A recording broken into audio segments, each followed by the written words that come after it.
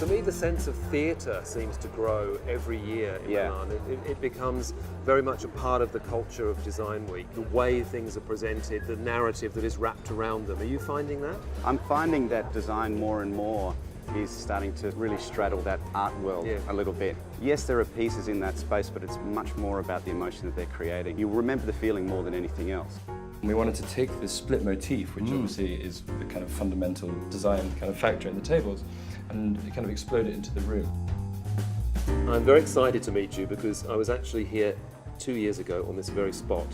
And I fell in love with this light. Thank you. And in the 2 years since then, I hear your name everywhere. Can you tell me the story behind this beautiful light? It's a continuation of the Cherry Bomb series, which I've been working on for a number of years.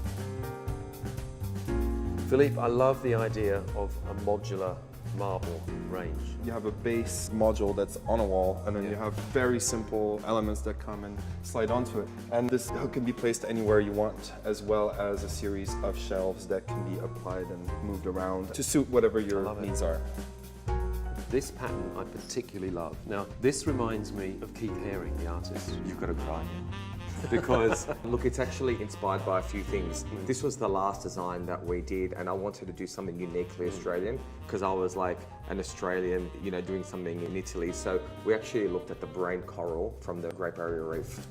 This new series is called Lantern, and they are slip cast porcelain shades. This is the largest scale porcelain we've ever attempted. Wow. And these are covered in suede. So here's another Suede? thing. Yes, suede. Another thing that you probably want to touch. You see the tactility of these materials in Milan, bronze and brass and stones, incredible marbles and things. It's a material that is very tactile and has a human quality that we'd be careful to keep in our lives. So much buzz on the street here. It's very, very exciting. Yeah? You know, look around any corner and there's another little exhibition or so many opportunities and things that aren't on your list, and suddenly you're just walking along the street and there's a sign and you walk in a doorway and a whole thing opens up that you never expected. So tell me about Time Machine. What's the significance? When I was a child, I used to be really fascinated by carousels. Yeah, I used to draw them all the time, and something mesmerizing. And everybody has a connection with them, actually, which is why people sort of stand and stare for so long, I think.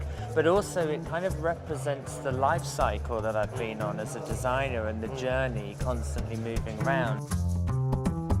This would have to be one of the most spectacular things I've seen in a very, very long time. Congratulations. Thank you. We want really to show not only one piece, but to create a kind of exhibition that is a manifesto on something that is possible to do in Murano, something that can inspire people to think in a different way.